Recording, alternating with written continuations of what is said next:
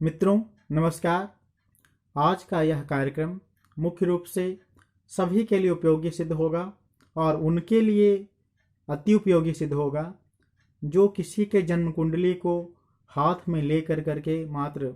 और कुछ चीज़ों को देख करके ही सिर्फ यह समझना चाहते हैं कि वह व्यक्ति कैसा है, कितना ज़्यादा स्वार्थ उसके अंदर है और क्रोधी कितना है, अपराधी है या धर्मात्मा है या सहयोगी किस्म का है। सहयोगी भी है तो कितना सहयोगी है, कितना सहयोग कर सकता है, अपने अपने जेब से पैसा निकाल, अपना खर्च का पैसा भी निकाल करके दे सकता है, अपने अंश का भोजन जो है वो किसी को दे सकता है, या फिर थोड़ा बहुत जो उसमें से जो उसके पास है उसमें से थोड़ा ही कर सकता है, या फिर ऊपर से कोई धन आया तब ही वो कर सकता है। या फिर क्रोधी है, स्वार्थी है तो कितना स्वार्थी है, अपने स्वार्थ में के लिए जो है वो किसी का थोड़ा बहुत हानि कर सकता है या किसी की हत्या तक कर सकता है। यह कैसे हम जन्म कुंडली को मात्र देख करके और उसके बारे में समझ सकते हैं। तो आइए जानते हैं मित्रों। इसके लिए हमें जो है वो सर्वप्रथम जो है वो हम जानते हैं कि व्यक्ति कितना स्वार्थी हो सकता है और अपराधी स्वार्थी से अपराधी की ओर कैसे प्रवृत्त कर जाता है। जन्म कुंडली के अनुसार देख करके हम ऐसे कैसे पहचान लें कि वह कितना ज़्यादा स्वार्थी होगा, अपराधी या फिर अपराध तो कहीं हमको जो है वो, या फिर कि थोड़ा बहुत के लिए ही वह किसी की हत्या तक कर सकता है, यह कैसे जानते हैं। और व्यक्ति कितना ज़्यादा सहयोगी किस्म का होगा, धर्मात्मा किस्म का होगा, यह कैसे जानते हैं। इसके लिए आपको जानकारी रखनी होगी। सर्वप्रथम व्यक्ति के जन्म कुंडली को देखिए और यह देख लीजिए कि वह किस दिन को जन्म लिया है। आइए हम सर्वप्रथम आपको बतलाते हैं कि व्यक्ति कितना स्वार्थी होगा, अर्थात स्वार्थ के लिए जो है वो अब किसी का थोड़ा बहुत हानि कर सकता है या स्वार्थ से अपराधी की प्रवृत्ति की ओर वह बढ़ जाएगा। जन्मदिन देखिए, जन्मदिन में सर्वप्रथम आप उसका देख लीजिए कि वह किस दिन को जन्म लिया है। क्रूरवार को अगर शनिवार, मंगलवार और रविवार, मंगलवार, रविवार, शनिवार, ये तीनों दिन का जन्म हो जिसका। अब उसके आगे पक्ष, कृष्ण पक्ष में जिसका जन्म हो, और विशेष रूप से अगर चंद्रमा जब कमजोर होता है, जब पाप ग्रह की श्रेणी में आता है, जैसे कृष्ण पक्ष के सप्तमी से लेकर के शुक्ल पक्ष के सप्तमी तक का चंद्रमा होता है, उस समय का जन्म हो, और अन्यथा सिर्फ कृष्ण पक्ष में ही भी अगर उसका जन्म हो तो भी। और फिर गण क्या, तो उनका गण देख लीजिए कि उसका राक्षस गण है या नहीं।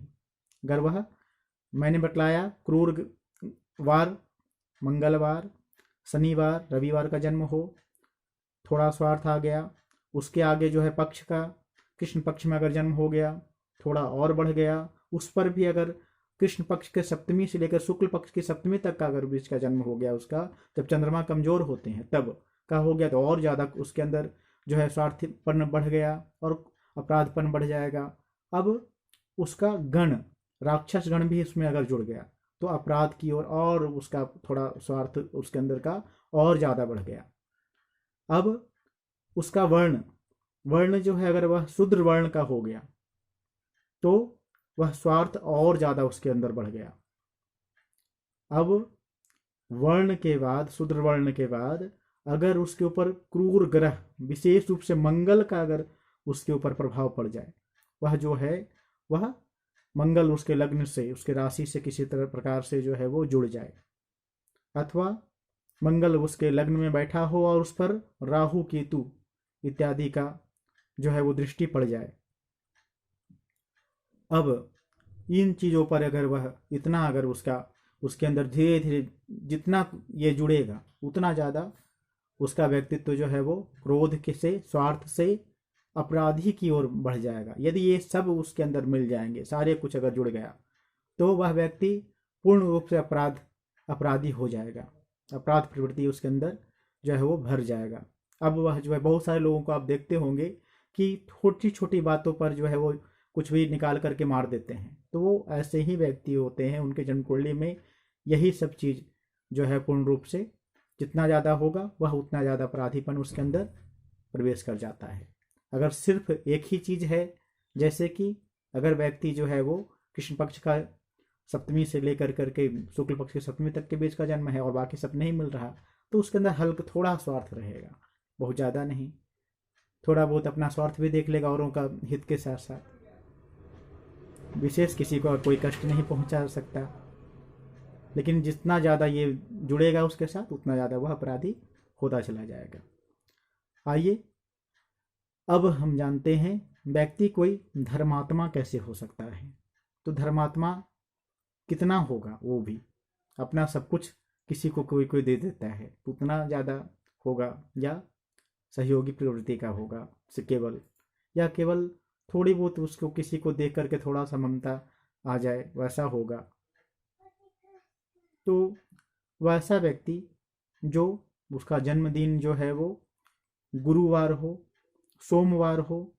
गुरुवार हो, शुक्रवार हो और बुधवार को, इन 4 दिनों में उनका जन्म हो, ये सौम्य दिन कहे जाते हैं। उसके अंदर सौम्यता थोड़ी सी ही होगी, बिल्कुल, लेकिन होगी। उसके बाद पक्ष में उसका शुक्ल पक्ष का जन्म हो, उस पर भी शुक्ल पक्ष में सप्तमी के बाद का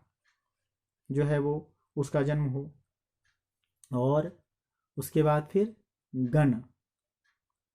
उसका जो है वो गण क्या हो, तो या तो वह देवगण का हो अथवा वह मनुष्य गण का हो। और उसके बाद वर्ण उसका जो है वो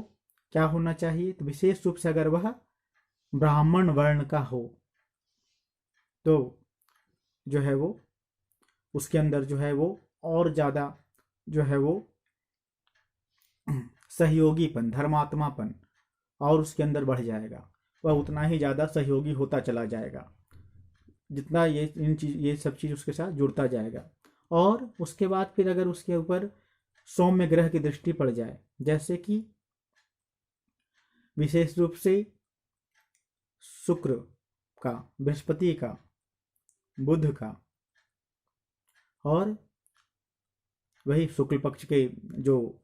चंद्रमा जो हैं वो विशेष रूप से जो बलि चंद्रमा जो है वो पूर्णिमा के आसपास का चंद्रमा जो है वो उसकी उनकी दृष्टि हो तब, और लग्न पे जो है वो सौम्य ग्रहों का प्रभाव वह हम किसी प्रकार से लग्न में ही बैठे हों या लग्न पर दृष्टि हो, तो वह व्यक्ति उतना ही ज़्यादा सहयोगी होगा, मिलनसार होगा, दूसरों का सहयोग करने वाला होगा। अब आप किसी की भी जन्म कुंडली को उठा लें और उसकी जन्म कुंडली में ये सब चीज़ लिखा हुआ होता है, सिर्फ जो दृष्टि वाली बात है कि सौम्य चंद्रमा जहाँ बैठा हुआ है वहाँ पे जो है वो दृष्टि देख लें, बृहस्पति का, शुक्र का और बुध का, इन चीज़ों की, इन ग्रहों का दृष्टि अगर वहाँ पड़ रहा है, विशेष रूप से जो है वो अगर ये ग्रह मजबूत हैं, बलवान हैं, मित्र ग्रह घर में हैं और मित्र घर पे इनकी दृष्टि पड़ रही है, और पीछे का जो मैंने बतलाया जन्मदिन वार जो है वो, और उसके बाद पक्ष जो मैंने बतलाया, और गण जो मैंने बतलाया देव अथवा मनुष्य, और वर्ण जो मैंने बतलाया ब्राह्मण, इन सभी से यदि उसका ताल्लुक लग हो जाए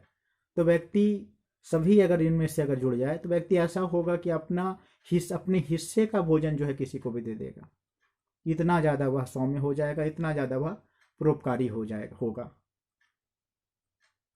ऐसे आप जो है वो किसी भी जन्म कुंडली को देख करके आप उसके बारे में